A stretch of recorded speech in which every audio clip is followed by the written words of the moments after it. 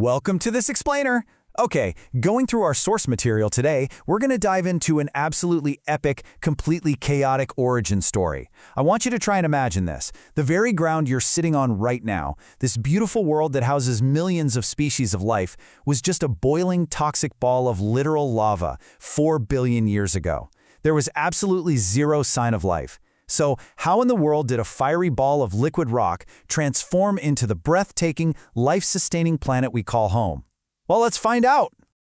Okay, let's dive into this. Here is our roadmap to trace Earth's incredible hero's journey over the last 4.6 billion years, broken down into 5 distinct chapters. We'll start with the catalyst, move through the assembly and the architecture of the planet, witness a massive impact, and finally, arrive at the oasis. Starting right off with Chapter 1, The Catalyst, Birth of the Solar System. To really wrap our heads around Earth's story, the sources show us we actually have to start in deep, quiet darkness, way before our solar system even existed. Out in this emptiness floated a peaceful, sprawling cloud of dust and hydrogen gas called the solar nebula. But about 4.6 billion years ago, a nearby dying star reached the very end of its life and exploded. Boom! This massive supernova sent immense, violent shockwaves crashing right into our peaceful solar nebula. This caused a huge gravitational instability, and the nebula collapsed inward, flattening out into this giant rotating protoplanetary disk.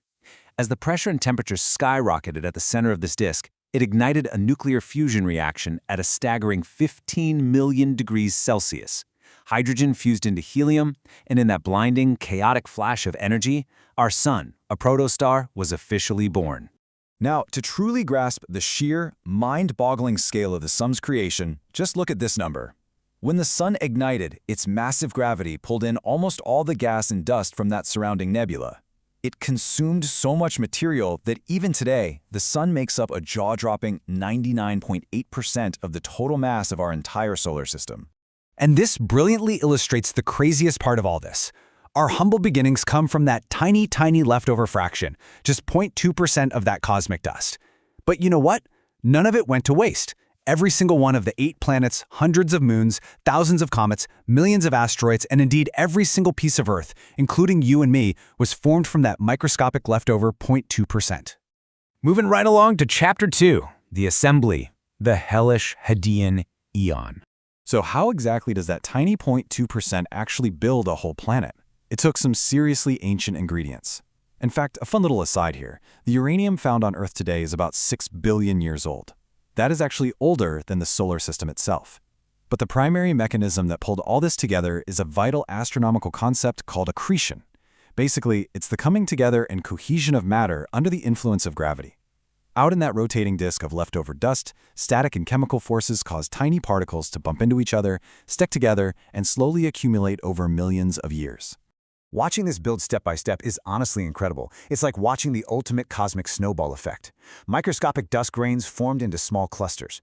Then, over tens of millions of years, as gravity pulled more and more material in, these clusters grew into gigantic rocks stretching over a kilometer wide, known as planetesimals.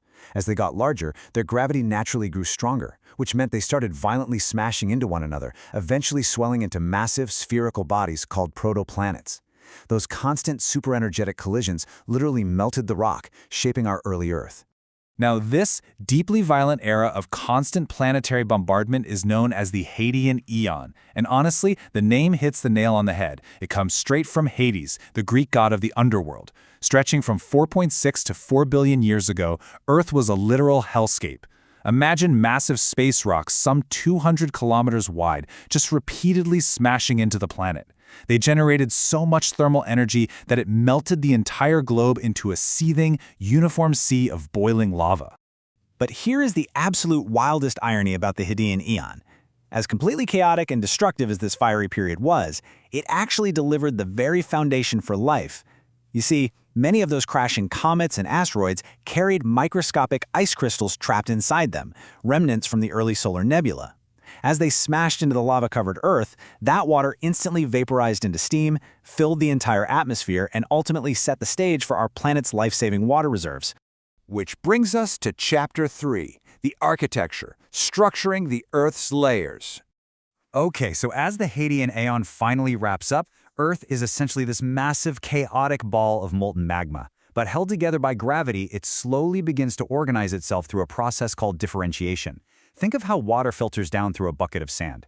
Over millions of years, gravity pulled the heaviest, densest elements, like iron and nickel, downward, sinking them right into the dead center of the planet.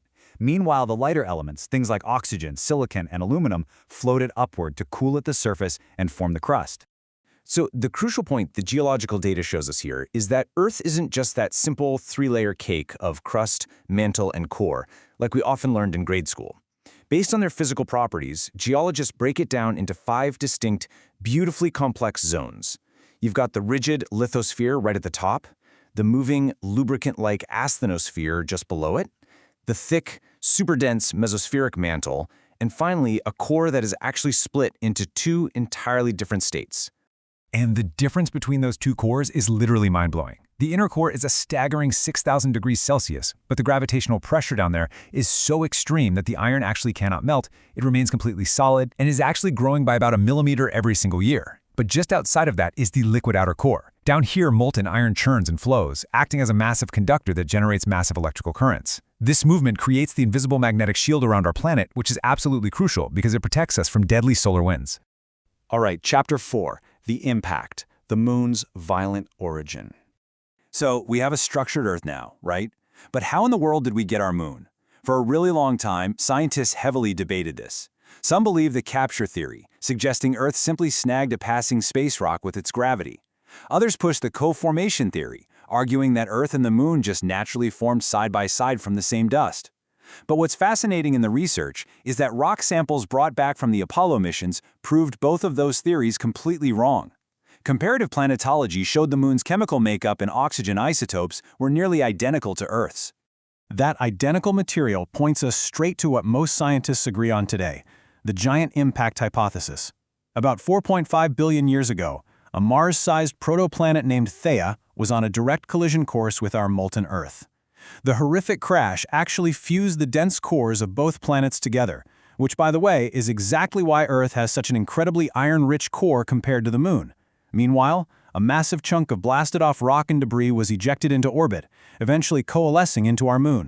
Now, what's really interesting about this slide is the profound ripple effect of that single collision. That violent crash literally knocked Earth off its axis, giving us our 23.5-degree rotational tilt.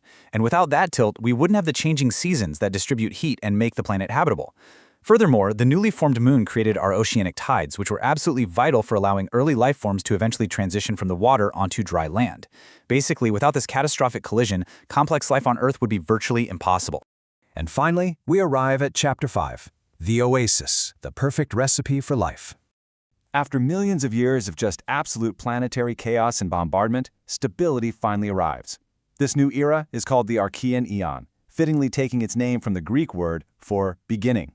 Lasting from roughly 4 to 2.5 billion years ago, the planet finally started to cool down. Immense volcanic activity pumped toxic gases and massive amounts of water vapor high into the air. As the atmosphere cooled, that vapor condensed, leading to heavy rainfall that lasted for millions of years, finally filling the deep basins that became our very first oceans. And you guys, those immense, newly formed oceans, they were the ultimate game changer. They acted like giant sponges, absorbing massive amounts of toxic carbon dioxide and trapped heat right out of the atmosphere. This radically cooled the planet down to a pleasant climate and allowed oxygen levels to slowly begin their vital rise. And by the way, this isn't just ancient history. Even today, our oceans remain the great cleaners of our planet, absorbing the vast majority of human carbon emissions. When you step back and look at all the preconditions required for us to even be here, it is an absolute mathematical miracle. We are precisely the right Goldilocks distance from the sun, not too hot like Venus, not too cold like Mars.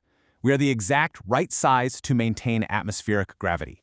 We have a churning liquid core creating a magnetic shield against deadly gamma rays, and we had just the right amount of volcanic activity to create a perfectly balanced greenhouse effect.